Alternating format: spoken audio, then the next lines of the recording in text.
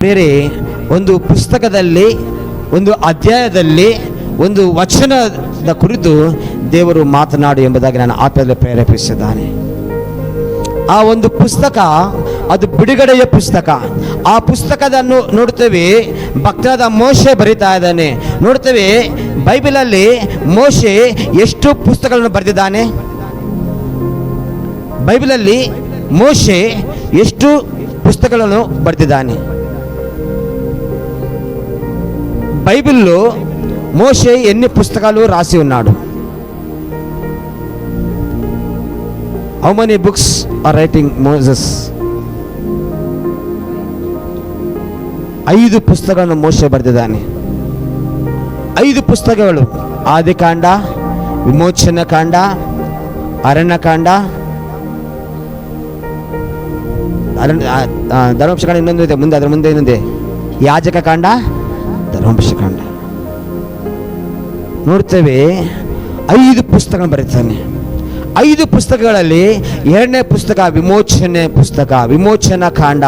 ನೋಡ್ತೇವೆ ಈ ವಿಮೋಚನೆ ಕಾಂಡವನ್ನು ನೋಡ್ತೇವೆ ಪ್ರೇರೆ ನೋಡ್ತೇವೆ ದೇವರು ಹೇಗೆ ತನ್ನ ಜನರನ್ನು ದಾಸತ್ವದೊಳಗಿಂದ, ಹೇಗೆ ತನ್ನ ಜನರನ್ನು ನೋಡ್ತೇವೆ ಪಾಪ ಒಂದು ಬಂಧನೆಯಿಂದ ಅಥವಾ ಆ ಒಂದು ದಾಸತ್ವದೊಳಗಿಂದ ಬಿಡುಗಡೆ ಮಾಡಿದ ಎಂಬುದಾಗಿ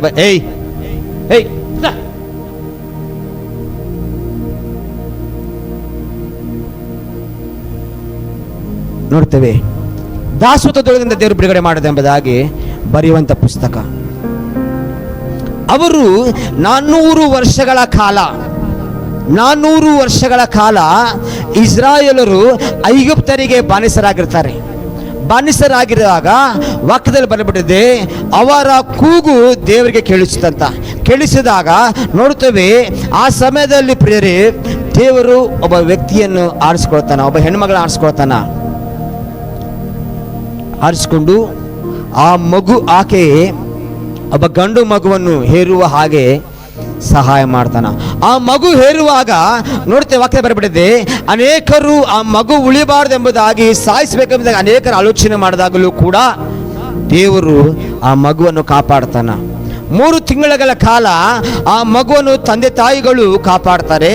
ನಂತರ ನೋಡ್ತೇವೆ ಆ ಮಗು ಬೆಳೆದ ನಂತರ 3 ತಿಂಗಳ ಮಗುವನ್ನು ಒಂದು ಪುಟ್ಟಿಯಲ್ಲಿ, ಒಂದು ಆಪಿನ ಪುಟ್ಟಿಯಲ್ಲಿ ಹಾಕಿ ಆ ನದಿಯಲ್ಲಿ ಬಿಟ್ಟು ಬಿಡ್ತಾರ. ಯಾಕಂದ್ರೆ ಆ ಮಗುವಿನ ಕೂಗು ಜಾಸ್ತಿ ಆಗ್ತದೆ, ಅಳು ಜಾಸ್ತಿ ಆದಾಗ ಆ ಮಗು ಸಾಯ್ತತೆ ಎಂಬುದಾಗಿ, ಆ ಮಗುವಿನ ಮೂಲಕ ಸಾಯಿಸ್ತಾರೆ ಎಂಬುದಾಗಿ ಆ ಮಗು ತಗೊಂಡೋಗಿ ಇದ್ರಲ್ಲಿ ಬಿಡ್ತಾರ.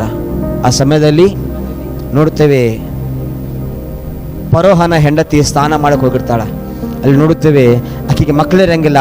ಆ ಸಮಯದಲ್ಲಿ ನೋಡುತ್ತೇವೆ ಆ ಮಗುವನ್ನು ತಕೊಂಡು ಆಕೆ ಏಮಾತಾಗತ್ತೆ, ಬೆಳೆಸ್ತಾಳ ಪ್ರಿಯರೇ. 40 ವರ್ಷಗಳ ಕಾಲ ಆ ಮಗುವನ್ನು ಬೆಳೆಸ್ತಾಳ.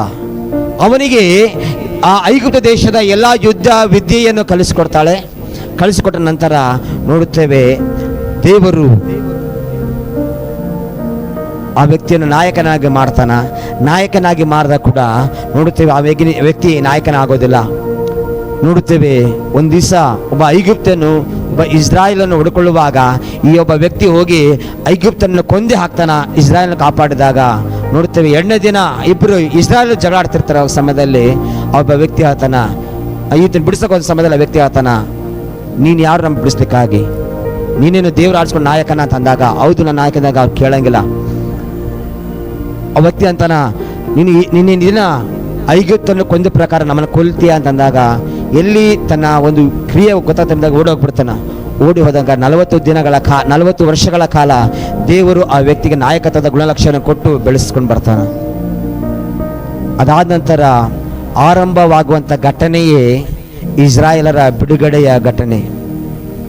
ವಿಮೋಚನೆ ಕಾಂಡ ಪುಸ್ತಕ 10ನೇ ಅಧ್ಯಾಯದಿಂದ ನೋಡುತ್ತೇವೆ ಇಸ್ರಾಯೇಲರನ್ನು ದೇವರು ಯಾವುದಾಗಿ ಬಿಡಿಸಿದನೆ ಎಂಬುದಾಗಿ ನೋಡುತ್ತೇವೆ.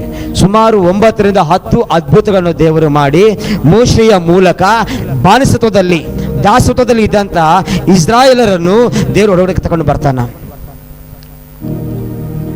13ನೇ ಅಧ್ಯಾಯಕ್ಕೆ ನಾವು ಬರುವಾಗ ನೋಡ್ತೇವೆ, ಇಸ್ರಾಯೇಲರು ಮೆಲ್ಲ ಕರ್ಕೊಂಡು ಬರ್ತಾರೆ ಪ್ರೇರೆ. 14ನೇ ಅಧ್ಯಾಯಕ್ಕೆ ಈ ಸಮಯದಲ್ಲಿ ದೇವರು ನಮ್ಮನ್ನು ಕರ್ಕೊಂಡು ಬಂದಿದ್ದಾನೆ ಪ್ರೇರೆ. ವಿಮೋಚನೆ ಕಾಂಡ ಪುಸ್ತಕ 14ನೇ ಅಧ್ಯಾಯದಲ್ಲಿರುವಂತಹ ಕೆಲವು ಭಾಗಗಳನ್ನು ಈ ಸಮಯದಲ್ಲಿ ನಾನು ಹೇಳಲಿಕ್ಕೆ ಇಷ್ಟಪಡ್ತೇನೆ ಪ್ರಿಯರೇ. ಇಲ್ಲಿವರೆಗೆ ಕೇವಲ ನನ್ನ ಪರಿಚಯ ಮಾತ್ರ ಮಾಡಿಕೊಟ್ಟಿದ್ದೇನೆ ಪ್ರಿಯರೇ. ನೋಡ್ತೇವೆ ಅದರಲ್ಲಿದ್ದ ಕೆಲವು ವಿಷಯಗಳನ್ನು ಇವತ್ತು ದೇವರು ನಮ್ಮ ಸಂಗ ಮಾತಾಡಲಿಕ್ಕಿದ್ದಾನೆ. ವಿಮೋಚನೆ ಕಾಂಡ ಪುಸ್ತಕ 14ನೇ ಅಧ್ಯಾಯ 13ನೇ ವಚನವನ್ನು ಈ ಸಮಯದಲ್ಲಿ ಯಾರಾದರೂ ಗಟ್ಟಿಯಾಗಿ ಸ್ವರವೆತ್ತಿ ಓದಕ್ಕೆ ಕೇಳ್ಕೊಳ್ತೇನೆ. ವಿಮೋಚನೆ ಕಾಂಡ ಪುಸ್ತಕ 14-13, ನಿರ್ಗಮ ಕಾಂಡము 14 అధ్యాయము 13వ వచనము. ಆದರೆ ಮೋಶೆ ಆ ಜನರಿಗೆ, ನೀವು ಅಂಜಬೇಡಿರಿ, ಸುಮ್ಮನೆ ನಿಂತುಕೊಂಡಿದ್ದು ಯೆಹೋವನು ಈ ಹೊತ್ತು ನಿಮ್ಮನ್ನು ರಕ್ಷಿಸುವ ರೀತಿಯನ್ನು ನೋಡಿರಿ. ನೀವು ಈ ಹೊತ್ತು ನೋಡುವ ಐಗುಪ್ತರನ್ನು ಇನ್ನು ಮುಂದೆ ಎಂದಿಗೂ ನೋಡುವುದಿಲ್ಲ. ಪ್ರೇರೆ, ಈ ಮಾತನ್ನು ಮೋಶೆ ಬರಿತಾ ಇದ್ದಾನೆ. ಈ ಮಾತನ್ನು ಮೋಶೆ ಇಸ್ರಾಯೇಲರಿಗೆ ಹೇಳ್ತಾ ಇದ್ದಾನೆ. ಈ ಮಾತನ್ನು ನೋಡುತ್ತೇವೆ ಯಾವ ಸಂದರ್ಭದಲ್ಲಿ ಹೇಳ್ತಾ ಇದ್ದಾನೆ ಗೊತ್ತಾ? ಆ ಸಂದರ್ಭ ನೋಡಿದಾಗ ಮುಂದೆ ಸಮುದ್ರ ಇದೆ, ಮುಂದೆ ಸಮುದ್ರ ಇದೆ, ಹಿಂದೆ ಫರೋಹನ ಸೈನ್ಯವಿದೆ. ಮುಂದೆ ಸಮುದ್ರ ಇದೆ, ಹಿಂದೆ ಫರೋಹನ ಸೈನ್ಯವಿದ್ದಾಗ ಅಲ್ಲಿ ನೋಡುತ್ತೇವೆ ಇಸ್ರಾಯೇಲರ ಜನರು ನಡ ದಾರಿಯಲ್ಲಿ ಸಿಲುಕಾಕೊಳ್ತಾರೆ ಪ್ರೇರೆ. ಇಸ್ರಾಯೇಲ್ ಜನರಿಗೆ ಮುಂದೆ ಹೋಗ್ಲಿಕ್ಕೆ ಆಗಲ್ಲ, ಹಿಂದೆ ಹೋಗ್ಲಿಕ್ಕೆ ಆಗಲ್ಲ. ಅಂತಹ ಸ್ಥಿತಿಯಲ್ಲಿ ಇದ್ದಂತಹ ಸಮಯದಲ್ಲಿ ದೇವರು ನೋಡ್ತೇವೆ ಇಸ್ರಾಯೇಲ್ ಜನರು ಮೋಶೆಗೆ ವಿರೋಧವಾಗಿ ಮತ್ತೆ ದೇವರಿಗೆ ವಿರೋಧವಾಗಿ ಅವರು ಗುಣುಗಿಟ್ಲಿಕ್ಕೆ ಪ್ರಾರಂಭ ಮಾಡ್ತಾರ. ಅವರು ಮೋಶೆಗಂತಾರ, ಮೋಶೆ, ನಮಗೆ ಐಗುಪ್ತ ದೇಶದಲ್ಲಿ ನಮಗೆ ಸಮಾಧಿಗಳು ಇದ್ದಿಲ್ಲವಾ? ನಮ್ಮನ್ನು ಐಗುಪ್ತರಿಂದ ಸಾಯಿಸುವುದಕ್ಕೋಸ್ಕರ ಇಲ್ಲಿ ಕರ್ಕೊಂಡು ಬಂದಿದೀಯಾ? ಏನ್ ಮೋಶೆ, ಇದೇ ದೇವ್ರ ನಿನ್ನ ದೇವ್ರ ಅಂತಂದಾಗ ವಾಕ್ಯದಲ್ಲಿ ಬರಲ್ಪಟ್ಟಿದೆ, ಮೋಶೆ ಇಸ್ರಾಯೇಲರಿಗೆ ಮಾತಾಡ್ತದನ. ಆದರೆ ಮೋಶೆ ಅವರಿಗೆ, ನೀವು ಅಂಜಬೇಡಿರಿ, ನೀವು ಅಂಜಬೇಡಿರಿ. ನೋಡ್ರಿ, ಜನರಾದರೂ ಮೋಶೆಯ ವಿರೋಧವಾಗಿ ಮಾತನಾಡ್ತಾ ಇದ್ದಾರೆ, ಜನರಾದರೂ ದೇವರಿಗೆ ವಿರೋಧವಾಗಿ ಮಾತನಾಡ್ತಾ ಇದ್ದಾರೆ. ಮೋಶೆಗೆ ವಿರೋಧವಾಗಿ ದೇವರಿಗೆ ವಿರೋಧವಾಗಿ ಜನರು ಮಾತಾಡ್ತಿರುವ ಸಮಯದಲ್ಲಿ ಮೋಶೆ ಹೇಳ್ತಾ ಇದ್ದಾನೆ, ಅಂಜಬೇಡ್ರಿ. ಪ್ರಿಯರೇ, ನೋಡ್ರಿ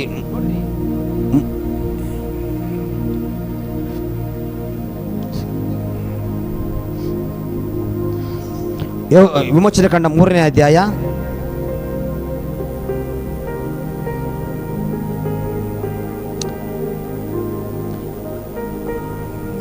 14ನೇ ವಚನ. ನಮ್ಮ ದೇವರು ಯಾರು ಎಂಬುದಾಗಲಿ ವಾಕ್ಯ ಬರಲ್ಪಟ್ಟಿದೆ. ನಾನೇನು ಉತ್ತರ ಕೊಡಬೇಕು?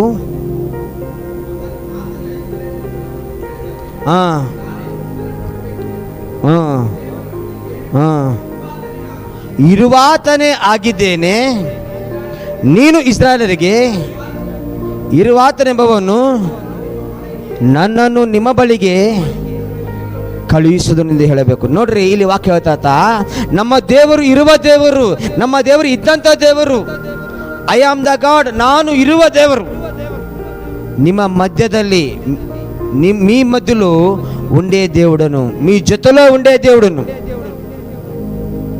ಇಲ್ಲಿ ಮೋಶೆ ಕೇಳ್ತದನ, ಸ್ವಾಮಿ ನಾನು ಯಾರಂತ ಹೇಳಿ, ಎಂತ ದೇವರು ಅಂತ ಹೇಳಿದಾಗ, ನಾನು ಇರುವ ದೇವರು, ನಿಮ್ಮ ಜೊತೆಯಲ್ಲಿರುವ ದೇವರು.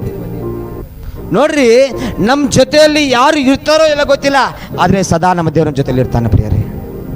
ಹಲ್ಲೆಲೂಯಾ. ಸದಾ ನಿನ್ನ ಜೊತೆಯಲ್ಲಿ ನಿನ್ನ ದೇವ್ರ ನಿನ್ನ ಜೊತೆಯಲ್ಲಿ ಇರ್ತಾನೆ. ಯಾರು ನಿನ್ನ ಪಕ್ಷದ ಬರಬಹುದು, ಬರದೇ ಇರಬಹುದು. ನಿನ್ನ ಸಹಾಯಕ್ಕೆ ಯಾರು ಬರಬಹುದು, ಬರದೇ ಇರಬಹುದು. ಆದರೆ ನಿನ್ನ ಕಡೆ ಇರುವ ದೇವರು ಅವರ ಕಡೆ ಇರುವಂತಹ ದೊಡ್ಡವನು ಆತನಾಗಿದ್ದಾನೆ.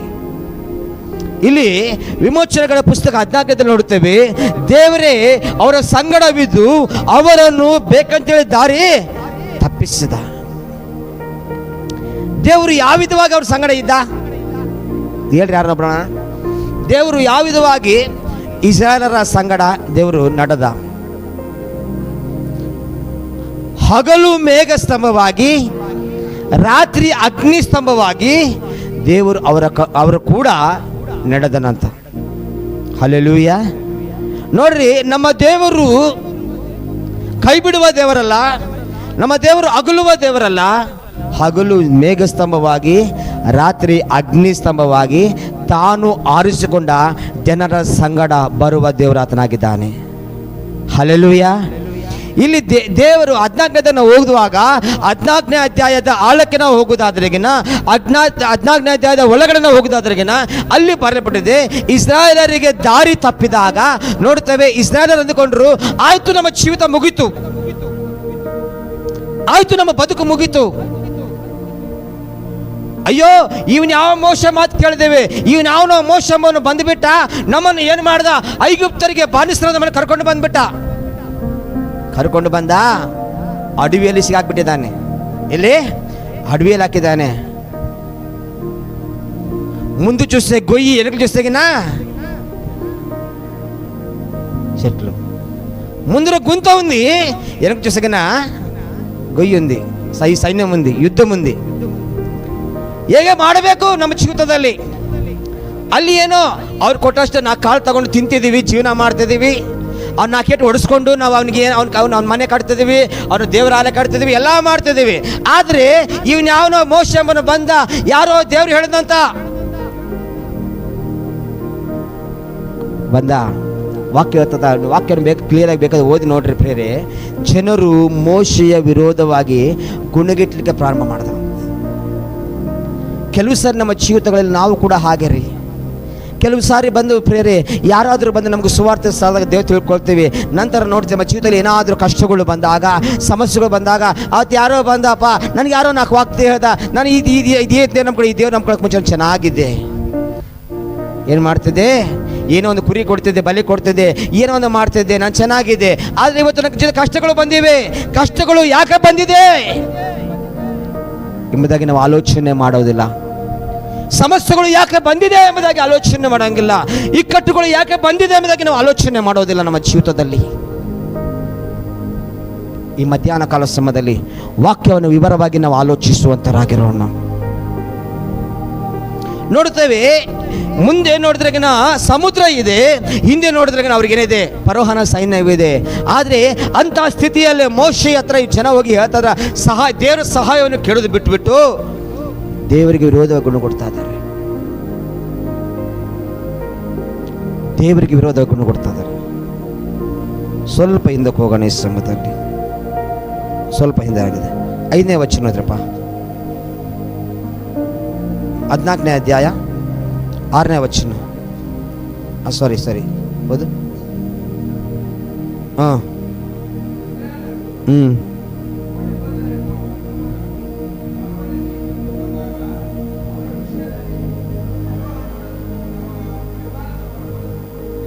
ಸಾಕು, ಸಾರಿ. 12ನೇ ವಚನ ಹೋದ್ರಿ. 12ನೇ ವಚನము, ನಾವು ಐಗುಪ್ತ ದೇಶದಲ್ಲಿ ಇದ್ದಾಗಲೇ ನೀನು ನಮ್ಮ ಗೊಡವೆಗೆ ಬರಬೇಡ, ಐಗುಪ್ತರಿಗೆ ದಾಸರಾಗಿಯೇ ಇರುವೆವು ಎಂಬುದಾಗಿ ನಿನಗೆ ಹೇಳಲಿಲ್ಲವೇ? ನಾವು ಅರಣ್ಯದಲ್ಲಿ ಸಾಯುವುದಕ್ಕಿಂತ ಐಗುಪ್ತರಿಗೆ ದಾಸರಾಗಿರುವುದೇ ವಾಸಿಯಲ್ಲವೇ ಎಂದು ಹೇಳಿದರು. ನೋಡ್ರಿ, ಜನ ದೇವರು ಮಾಡಿದ ಉಪಕಾರ ಮರೆತೋಗಿದ್ದಾರೆ. ದೇವರು ಮಾಡಿದ ಆ ಒಂದು ಅಭಯ ಹಸ್ತವನ್ನು ಮರೆತೋಗಿದ್ದಾರೆ. ಇಲ್ಲಿ ಪ್ರಿಯರೇ ನೋಡುತ್ತೇವೆ, ಕೇವಲ 2 ಅಧ್ಯಾಯ ಅಷ್ಟೇ, ಕೇವಲ 2 ಅಧ್ಯಾಯ 12, 13, 14ನೇ ಅಧ್ಯಾಯದಲ್ಲಿ ಅವರ ಒಂದು ಪ್ರಯಾಣ ಪ್ರಾರಂಭವಾಗ್ತತ್ತ. ಪ್ರಯಾಣದ ಆರಂಭದಲ್ಲಿಯೇ ಕಷ್ಟಗಳು ಬರ್ತಾವ. ಆರಂಭದಲ್ಲಿ ಕಷ್ಟಗಳು ಬಂದಾಗ ಜನ ಏನು ಮಾಡಿದ್ರು, ಸ್ಟಾರ್ಟ್ ಮಾಡಿದ್ರು.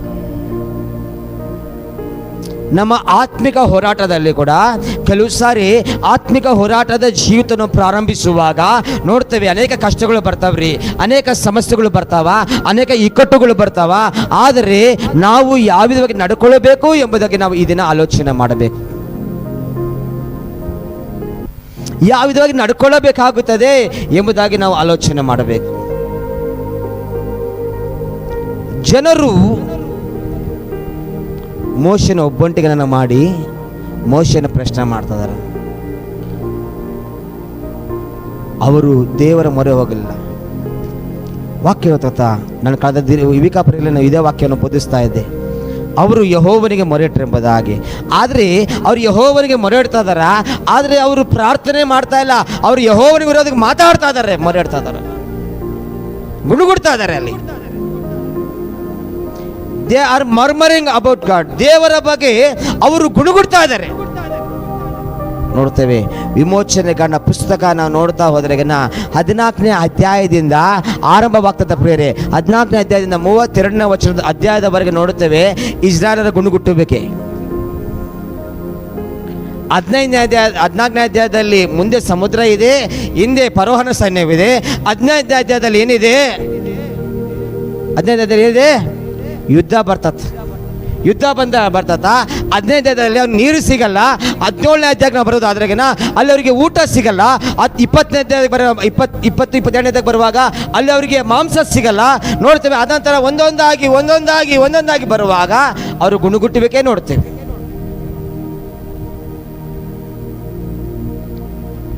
ಕೊನೆಗೆ ವಾಕ್ಯ ಹೇಳ್ತಾತ, ದೇವರೇ ಇಸ್ರಾಯೇಲರ ಮೇಲೆ ಸಿಟ್ಟುಗೊಂಡನಂತ. ಕೊನೆಗೆ ಇಸ್ರಾಯೇಲರ ಮೇಲೆ ದೇವರೇ ಸಿಟ್ಟುಗೊಂಡನಂತ. ಕಾರಣ ಏನು ಗೊತ್ತಾ? ಅವರನ್ನು ಸಹಿಸಿ ಸಾಕಾಗ್ಬಿಡ್ತಿದ್ದೇವೆ. ಮೋಶೆಗಂತನ, ಮೋಶೆ ಸ್ವಲ್ಪ ಬಗಲಿಗೆ ಸರ್ಕೋ, ನಿನ್ನ ಮೂಲಕ ದೊಡ್ಡ ಜನಾಂಗ ಮಾಡ್ತೇನೆ, ಇವನು ಸಾಯಿಸಿಬಿಡ್ತೇನೆ ಎಂಬುದಾಗಿ. ಪ್ರೀತಿಯಾದ ಮಕ್ಕಳೇ, ದೇವರ ವಾಕ್ಯ ಬರಬಿಡುತ್ತೆ. ದೇವರು ಅಲ್ಲಿ ಅವರ ಒಂದು ಪ್ರಯಾಣ ಪ್ರಾರಂಭಿಸಿದಾಗ, ಪ್ರಯಾಣದ ಆರಂಭದಲ್ಲಿ ಅವರಿಗೆ ಆ ಆರಂಭದ ಕಷ್ಟಗಳನ್ನು ಸಹಿಸಿಕೊಳ್ಳುವ ಆ ಒಂದು ಪ್ರೇರೆ ಜೀವಿತ ಅವರಿಗಿದ್ದಿಲ್ಲ. ಆದರೆ ಇವತ್ತು ದೇವರು ನಮ್ಮ ಸಂಗ ಮಾತಾಡ್ತಾನೆ ಗೊತ್ತಾ? ಇವತ್ತು ನಮ್ಮ ಆತ್ಮಿಕ ಹೋರಾಟವನ್ನು ಪ್ರಾರಂಭಿಸಿದ್ದೇವೆ. ನೋಡ್ತೇವೆ ನಮ್ಮ ಜೀವಿತದಲ್ಲಿ ಕೂಡ ಆತ್ಮಿಕ ಹೋರಾಟದಲ್ಲಿ ಮುಂದೆ ಸಾಗ್ತಿರುವಾಗ ನೋಡ್ತೇವೆ ಮುಂದೆ ಕೆಲಸ ಸಮುದ್ರಗಳು ಬರ್ತಾವ, ಹಿಂದೆ ನಮಗೆ ಯುದ್ಧಗಳು ಬರ್ತಿರ್ತಾವ. ಆದರೆ ಮಧ್ಯದಲ್ಲಿ ನಾವು ಇದ್ದೇವೆ ಪ್ರಿಯರೇ. ಆದರೆ ಒಂದು ವಿಷಯ ನಾವು ಮಾಡಬೇಕು ಪ್ರಿಯರೇ, ಯಾವತ್ತಿಗೂ ನಾವು ಭಯಪಡಕ್ಕೆ ಹೋಗಬಾರ್ದು ಪ್ರಿಯರೇ. ಭಯಪಡದ ನಾವು ಏನು ಮಾಡಬೇಕು? 2ನೇ ಅರಸುಗಳು 6ನೇ ಅಧ್ಯಾಯ 16ನೇ ವಚನ ಓದೋಣ. 2 Kings chapter 6 verse 16. 2ನೇ ಅರಸುಗಳು 6:16. 2 Kings chapter 6 verse 16. ಇರುವವರಿಗಿಂತ ಸ್ವಲ್ಪ 15ನೇ ವಚನ ಓದು.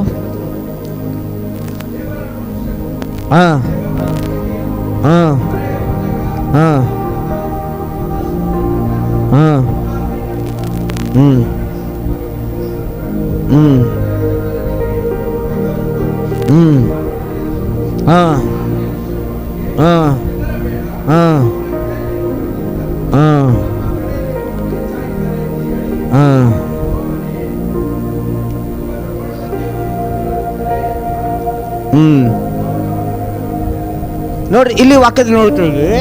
ಇಲ್ಲಿ ವಾಕ್ಯದಲ್ಲಿ ನೋಡುವುದಾಗದೆ ಒಬ್ಬ ಪ್ರವಾದಿಯ ಶಿಷ್ಯ ಇಲ್ಲಿದ್ದಾರೆ. ನೋಡ್ತೇವೆ ಈ ಪ್ರವಾದಿಯನ್ನು ಸಾಯಿಸಬೇಕೆಂಬುದಾಗಿ ಶತ್ರುಗಳು ಬರ್ತಾರೆ ಪ್ರೇರೆ. ಶತ್ರುಗಳು ಬಂದಾಗ ನೋಡ್ತೇವೆ ಪ್ರವಾದಿ ಧೈರ್ಯವಾಗಿರ್ತಾನ. ಯಾಕಂದ್ರೆ ಈಗ ಪ್ರವಾದಿ ಗೊತ್ತುಂಟು ನನ್ನ ಸಂಗಡ ನನ್ನ ದೇವರಿದ್ದಾನೆ ಎಂಬುದಾಗಿ. ಹಲ್ಲೆಲೂಯ. ಆದರೆ ಈ ಒಬ್ಬ ಶಿಷ್ಯನಿಗೆ ಗೊತ್ತಿಲ್ಲ ದೇವರು ಯಾವುದಾಗಿದ್ದಾನೆ ಎಂಬುದಾಗಿ.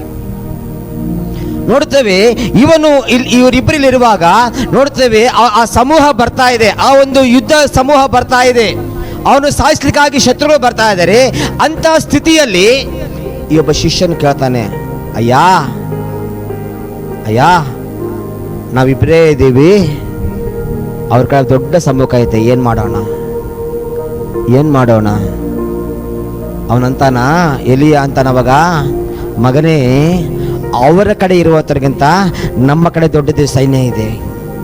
ಅವ್ರ ಶರೀರದಲ್ಲಿ ಬಲವಾಗಿರ್ಬೋದು, ಅವ್ರ ಶರೀರದಲ್ಲಿ ಉನ್ನತವಾಗಿರ್ಬೋದು, ಆದರೆ ನಮ್ಮ ಸೈನ್ಯ ದೊಡ್ಡದಿದೆ ಎಂಬುದಾಗಿ, ನಮ್ಮ ಸೈನ್ಯ ದೊಡ್ಡದಿದೆ ಎಂಬುದಾಗಿ ಅವನು ಪ್ರಾರ್ಥನೆ ಮಾಡ್ತಾನ. ದೇವರೇ, ಇವನ ಕಣ್ಣನ್ನು ತೆರೆ ಮಾಡು ಅಂತಂದಾಗ ವಾಕ್ಯದ ಬರೆದ ಪ್ರೇರೆ, ಯುದ್ಧಗಳ ರಥಗಳು ಅವರ ಸುತ್ತಲೂ ಇರುವುದನ್ನು ಅವರು ಕಂಡರು. ರಥಾಸ್ತ್ರಗಳು ಅವರ ಸುತ್ತಲೂ ಕಂಡರು. ವಾಕ್ಯದ ಬರೆದಿದೆ ನೋಡ್ತೇವೆ, ಇವರಿಬ್ಬರೇ ದೊಡ್ಡ ಸಮೂಹ ಅಲ್ಲಿದೆ, ಆದರೆ ಇವರು ಗೊತ್ತಿದ್ದ ಹಾಗೆ ಪರಲೋಕ ದೇವರ ಸಮೂಹವು ಅವ್ರ ಮಧ್ಯದಲ್ಲಿ ಇಳಿದು ಬಂತು. ಪ್ರಿಯರೇ, ನೋಡ್ತೇವೆ ವಾಕ್ಯ ಹೇಳ್ತಾ, ಶತ್ರುಗಳು ತಮ್ಮಂತ ಹೊಡ್ಕೊಂಡು ಅಲ್ಲಿ ಸತ್ತರು ಎಂಬುದಾಗಿ ವಾಕ್ಯ ಬರೆಬಿಟ್ಟಿದೆ. ಪ್ರಿಯರೇ, ಅನೇಕ ಸಾರಿ ನಮ್ಮ ಜೀವಿತಗಳಲ್ಲಿ ನಾವು ಅನ್ಕೊಳ್ತೇವೆ, ಯಾವ ವಿಧವಾಗಿ ಇಸ್ರಾಯೇಲ್ ಅಂದುಕೊಂಡ್ರು, ಯಾವ ವಿಧವಾಗಿ ಒಬ್ಬ ದಾಸನು ಅಂದುಕೊಂಡು ಅದೇ ವಿಧವಾಗಿ ನಾವು ಕೂಡ ಅಂದ್ಕೊಳ್ತಿದ್ದೇವೆ. ಅಯ್ಯೋ, ನಾನು ಸುಮ್ಮನೆ ಈ ದೇವ್ರು ನಂಬ್ಕೊಂಡ್ಬಿಟ್ಟಲ್ಲ, ಸುಮ್ಮನೆ ಈ ದೇವ್ರ ಬಳಿಗೆ ಬಂದಲ್ಲ, ನನ್ನ ಜೀವಿತ ಅವಾಗೇ ಚೆನ್ನಾಗಿತ್ತು. ಎಷ್ಟು ಸರಿ ಅಂದಿಲ್ಲ ನಾವು ಈ ಮಾತು? ಸರ್ ಅವಾಗೇ ಚೆನ್ನಾಗಿತ್ತು ಸರ್, ಬಹಳ ಚೆನ್ನಾಗಿದೆ ಸರ್, ಈ ದೇವ್ರ ಬಿಟ್ಟು ಎಲ್ಲ ಹೋಗ್ಬಿಡು ಸರ್. ನನ್ನ ದೇವರನ್ನ ನಂಬಿ ಕಳ್ಕೊಂಡವನು ಯಾರು ಇಲ್ಲ ಪ್ರಿಯರೇ. ದೇವರನ್ನ ನಂಬಿ ಕಳ್ಕೊಂಡವನು ಯಾವನು ಇಲ್ಲ. ದೇವರ ನಂಬಿ ಪಡ್ಕೊಂಡವರೇ ಜಾಸ್ತಿ ಇದ್ದಾರೆ. ಹಲ್ಲೆಲೂಯಾ, ಪಡ್ಕೊಂಡವರು ಜಾಸ್ತಿ ಇದ್ದಾರೆ ಪ್ರಿಯರೇ. ಆದರೆ ಇಲ್ಲಿ ನೋಡುತ್ತೇವೆ, ಇವರು ಪಡ್ಕೊಂಡ್ರು, ಇಸ್ರಾಯೇಲರು ಬಿಡುಗಡೆಯನ್ನು ಪಡ್ಕೊಳ್ಳಿಕ್ಕಾಗಿ ಇವರು ಏನು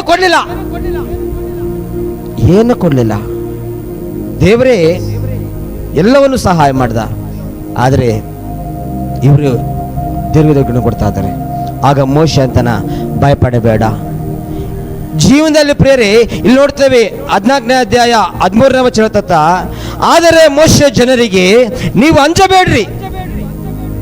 ಅಂಜಬೇಡ. ಇಂಗ್ಲಿಷ್ ಬೈಬಲ್ ಹೇಳ್ತದ, ಲೀಡರ್ಶಿಪ್ ಬೈಬಲ್ ಅಲ್ಲಿ ಹೇಳ್ತಾ, do not fear. English Bible ಹೇಳ್ತಾ, do not fear, stand and see. ನಿಂತು ನೋಡಿರಿ. ಹಲ್ಲೆಲೂಯಾ, ನಿಂತ್ಕೊಳ್ರಿ ಮತ್ತೆ ದೇವರ ಕಾರ್ಯವನ್ನು ನೋಡ್ರಿ. ಓಡಬೇಡ. ಜಸ್ಟ್ ಭಯಪಡ. ಮೊದಲು ಜೀವಿತದಲ್ಲಿ ಬರ್ತಾವ ಕಷ್ಟಗಳು, ಬರ್ತಾವ ಸಮಸ್ಯೆಗಳು, ಬರ್ತಾವ ಕೆಲಸಾರಿ ಗಲಿಬಿಲುಗಳು, ಬರ್ತಾವ್ರಿ ಯುದ್ಧಗಳು, ಆದರೆ ಭಯಪಡಬೇಡ, ಅಂಜಬೇಡ. Fear not. ದೇವವಾಕ್ಯ ಇಸ್ರಾಯೇಲರಿಗೆ ಮುಂದೆ ಸಮುದ್ರ ಇದೆ, ಹಿಂದೆ ಫರೋಹನ ಸೈನ್ಯ ಇದೆ. ಅವರು ಭಯಪಡ್ತಾ ಇದಾರ. ಭಯಪಟ್ಟು ತಮ್ಮನ್ನು ಬಿಡುಗಡೆ ಮಾಡೋದು ದೇವರನ್ನು ಮರೆತು ಜೀವನ ಮಾಡ್ತಾ ಇದಾರೆ ಪ್ರೇರೆ. ಆದ್ರೆ ವಾಕ್ಯ ಹೇಳ್ತಾ, ಆದರೂ ಕೂಡ ದೇವ್ರು ಅವ್ರು 3 ವಿಷಯ ಮಾಡ್ತಾರೆ ಪ್ರೇರೆ. ಅವ್ರು ನೋಡ್ತೇವೆ, ಮೊದಲ ದೇವ್ರ ವಿರೋಧ ಗುಣಗುಟ್ಟಿದ್ರು, ಎರಡನೇದು ಭಯಪಡ್ತಾ ಇದಾರ. ಇವತ್ತು ಶತ್ರು ಕೂಡ ನಮ್ಮನ್ನು ಕೂಡ ಹಾಗೆ ಭಯಪಡಿಸ್ತಿರ್ತಾನ. ಕೆಲವು ಸಾರಿ ಶತ್ರು ನಮಗೂ ಕೆಲಸ ನಮಗೆ ವಿರೋಧವಾಗಿ ಹಂಗೆ ನಿಂತುಕೊಳ್ತಾನ. ನೋಡ್ತೇವೆ ದಾವೀದನ ಮುಂದೆ ಗೊಲಿಯಾತ್ ಎಷ್ಟು ಚಿಕ್ಕವನು. ದಾವೀದನ ಮುಂದೆ ಗೊಲಿಯಾತ್ ಚಿಕ್ಕವನ, ದಾವೀದನ ಚಿಕ್ಕವನ. ದಾವೀದನ ಹೈಟ್ ಎಷ್ಟು, ಗೊಲಿಯಾತನ ಹೈಟ್ ಎಷ್ಟು ಹೇಳಿ ನೋಡೋಣ. ದಾವೀದು ಇಂಚು 4 ರಿಂದ 5 ಅಡಿ. ಯಾಕಂದ್ರೆ 14 ವರ್ಷದ ಬಾಲಕನು, 14-15 ವರ್ಷದ.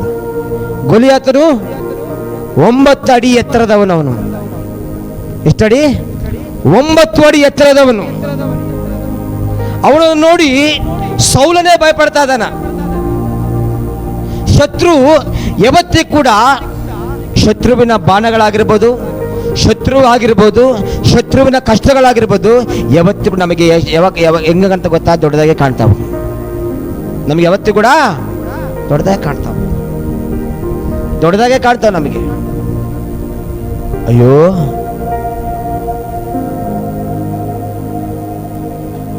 ಅವನು ನಿನಗೆ ದೊಡ್ಡವನಲ್ಲ. ಅದಕ್ಕೆ ವಾಕ್ಯ ಹೇಳ್ತತ್ತ, ಸೈತಾನನು ಸಿಂಹವಲ್ಲ, ಸಿಂಹದ ಪಾದಿಯಲ್ಲಿ ನಾವು ಅನ್ಕೊಂಡ್ಬಿಡ್ತೀವಿ, ಅಯ್ಯೋ ಸಿಂಹ ಬಂದ್ಬಿಡ್ತು. ಸೈತಾನ ದೊಡ್ಡವನಲ್ಲ. ಸೈತಾನ ಎಲ್ಲಿದ್ದಾನೆ? ಸೈತಾನ ಎಲ್ಲಿದ್ದಾನೆ? ನಿನ್ನ ಕಾಲು ಕೆಳಗಡೆ ಸೈತಾನಿದ್ದಾನೆ. Hallelujah, hallelujah. ಅವನು ಎಲ್ಲಿರಬೇಕಾಗಿತ್ತು? ನಿನ್ನ ತಲೆ ಮೇಲೆ ಇರಬೇಕಾಗಿತ್ತು. ಆದರೆ ಅವನು ಮಾಡಿದ ಕ್ರಿಯೆಗಳಿಂದ ಅವನನ್ನು ದೇವರು ಎಲ್ಲಿ ಹಾಕಿದ್ದಾನೆ? ನಿನ್ನ ಕಾಲು ಕೆಳಗಿಟ್ಟಿದ್ದಾನೆ. ಇವತ್ತು ನಾವೇನು ಮಾಡ್ತೀವಿ? ಅವನೇನು ಮಾಡ್ತೇವೆ? ಹೀಗೆ ನೋಡ್ತೀವಿ, ಈ ದೊಡ್ಡನೇದಲ್ಲ, ಬಾಬಾ ಹೀಗೆ ನೋಡ್ತೀವಿ. ನನಗನ ಅಂಬರೀಷ್ ಇಷ್ಟು ಬಲವಾಗಿದೆ ನೋಡ್ರಿ. ಅಂಬರೀಷ್ ಕೈ ಸಿಕ್ಬಿಟ್ರಾಗನ ಸಿಕ್ಬಿಡ್ತಾನೆ ನನ್ನ ಅಂಬರೀಷ್.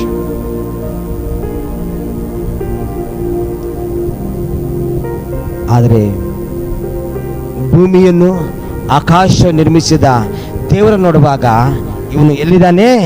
ನಿನ್ನ ಕಾಲ ಕೆಳಗಿದ್ದಾನೆ ಸೈತಾನನು. ಸೈತಾನ ಎಲ್ಲಿದ್ದಾನೆ? ಶತ್ರು ಸಮೂಹ ಎಲ್ಲಿದೆ? ಹಿಂದೆ ಐತ್ರಿ. ಹಿಂದೆ ಇದ್ರೂ ಕೂಡ ಇವರು ಮುಂದೆ ಇರುವ ದೇವರ ಕಾರ್ಯವನ್ನು ಮರೆತು, ವಾಕ್ಯ ಹೇಳ್ತತ್ತ, ಆತನು ಹಗಲು ಅಗ್ನಿಸ್ತಂಭವಾಗಿ ರಾತ್ರಿ ಮೇಘಸ್ತಂಭವಾಗಿ, ಹಗಲು ಮೇಘಸ್ತಂಭವಾಗಿ ರಾತ್ರಿ ಅಗ್ನಿಸ್ತಂಭವಾಗಿ ಅವರ ಮುಂದೆ ದೇವರು ಹೋಗ್ತಾ ಇದ್ರೆ, ಅವರ ಮುಂದೆ ಇರುವ ದೇವ್ರನ್ನ ಬಿಟ್ಬಿಟ್ಟಿದ್ದಾರೆ. ಮುಂದೆ ಇರುವ ದೇವ್ರನ್ನ ಬಿಟ್ಟುಬಿಟ್ಟಿದ್ದಾರೆ. ಹಿಂದಿರುವಂತ ಶತ್ರು ಬಗ್ಗೆ ಆಲೋಚನೆ ಮಾಡ್ತಿದ್ದಾರೆ. ಯಾರ ಬಗ್ಗೆ ಆಲೋಚನೆ ಮಾಡ್ಬೇಕಾಗಿತ್ತು? ಅವರು ಯಾರ ಬಗ್ಗೆ ಆಲೋಚನೆ ಮಾಡ್ಬೇಕ್ರಿ? ನನ್ನ ದೇವರು ನನ್ನ ಮುಂದೆ ಇದ್ದಾನೆ. ಅದಕ್ಕೆ ಒಂದು ಹಾಡಿದೆ, ಭಯವು ಬಂದಾಗ ಮನವು ನೊಂದಾಗ ಜೊತೆಗೆ ಇರುವಾತನೇ, ಜೀವನ ಸೋತಾಗ ಭರವಸೆ ಕಳೆದಾಗ ಸ್ಫೂರ್ತಿಯ ತಂದಾತ. ನೋಡ್ತೇವೆ, ಭಯವು ಬಂದಾಗ ಜೊತೆ ನಿನ್ನ ಮುಂದೆ ಇರುವ ದೇವರಾತನು, ಅವರ ಮುಂದೆ ಇದ್ದಾನೆ. ಮುಂದೆ ಇರುವ ದೇವರನ್ನ ಬಿಟ್ಬಿಟ್ಟು ದೇವರ ಮುಂದೆ ಇರುವಂತ ಸಮುದ್ರ ಬಗ್ಗೆ ಆಲೋಚನೆ ಮಾಡ್ತಿದ್ದಾರೆ. ಅವರ ಹಿಂದೆ ಇರುವಂತ, ಬಾಳ ಹಿಂದೆ ಇರುವಂತ ಸೈತಾನನ ಅವ್ರು ಏನ್ ಮಾಡ್ತಾರ? ಆಲೋಚನೆ ಮಾಡ್ತಿದಾರ. ಅದಕ್ಕೆ ಮೋಶೆ ಹೇಳ್ತದಾನ, ಮೋಶೆ ಜನರೇ ಭಯಪಡಬೇಡ್ರಿ,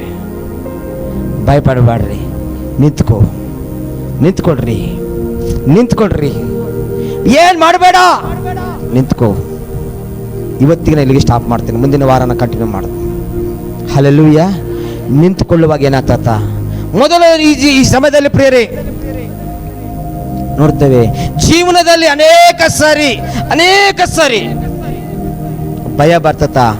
ವಾಕ್ಯ ಹೇಳ್ತತ, ಭಯಪಡಬೇಡ. ವಾಕ್ಯ ಹೇಳ್ತತ, ಭಯಪಡಬೇಡ. ಒಂದು ವಚನ ಹೋದಾನ ಈ ಸಮಯದಲ್ಲಿ ಪ್ರಿಯರೇ, ನಾನು ಮುಗಿಸ್ತೇನೆ ಪ್ರಿಯರೇ. ನೋಡ್ತೇವೆ, ಅರಣ್ಯಕಾಂಡ 14ನೇ ಅಧ್ಯಾಯ 9ನೇ ವಚನ. Numbers chapter 14 verse 9. 14:9 ಓದ್ರಿ. ಯಾನ್ ತೆಗೆದು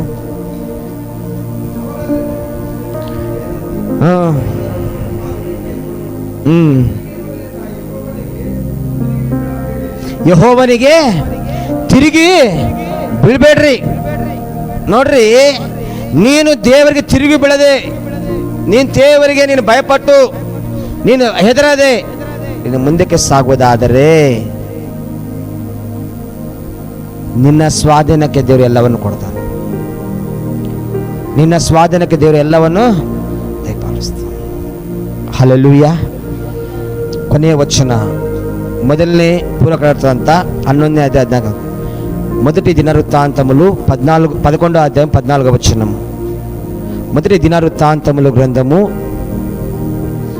11వ అధ్యాయము 14వ వచనము. మొదలనే పూర్వకాల వృత్తాంత 11ನೇ ಅಧ್ಯಾಯ 14ನೇ ವಚನ. First Chronicles chapter 11 verse 14. First Chronicles chapter 11 verse 14. ಇಸ್ರಾಯೇಲರು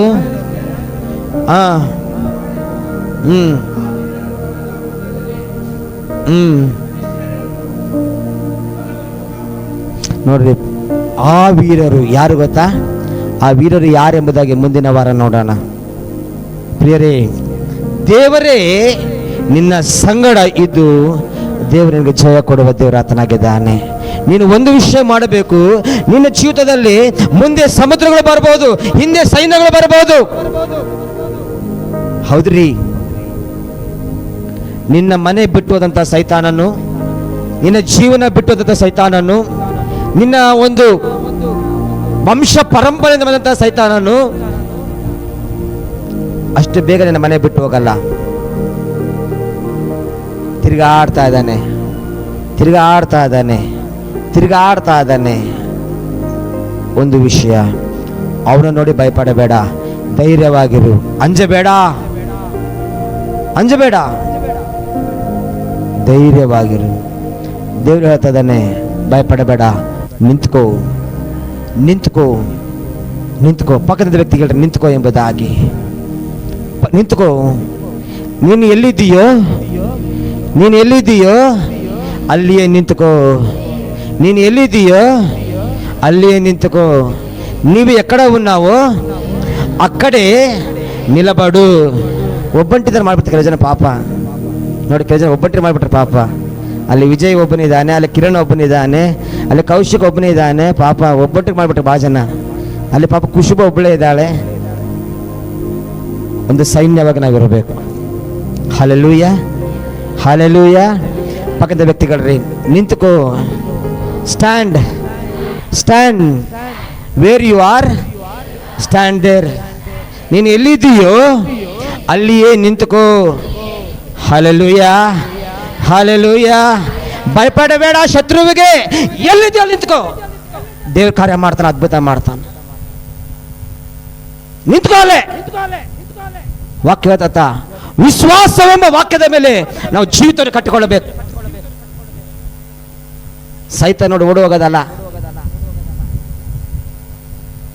ಇವತ್ತು ಇನ್ನೂ ಆರಂಭವಾಗಿಲ್ಲ ನಮ್ಮ ಆತ್ಮಿಕ ಜೀವಿತ. ಕೆಲವು ಸಾರಿ ಕೆಲವರ ಆತ್ಮಿಕ ಜೀವಿತ ಆರಂಭವಾಗಿಲ್ಲ. ಅವಾಗಲೇ ನಾವು ಭಯಪಡ್ತೀವಿ. ಅಯ್ಯೋ, ನನ್ನ ಕೈಯಿಂದ ಆಗಲ್ಲ ಸರ್, ಬಹಳ ಕಷ್ಟ ಆಯ್ತು ಸರ್, ಬಹಳ ಕಷ್ಟ ಆಯ್ತು. ನಿಂತ್ಕೋ. ವಾಕ್ಯ ಹೇಳ್ತದೆ, ನಿಂತ್ಕೋ. ನಿಂತುಕೊಳ್ಳುವಂಥ ಆಗುವಂಥ ಕ್ರಿಯೆಗಳನ್ನು ಮುಂದಿನ ವಾರ ದೇವರು ನಮ್ಮ ಸಂಗಡ ಮಾತಾಡುವಂತನಾಗಿದ್ದಾನೆ.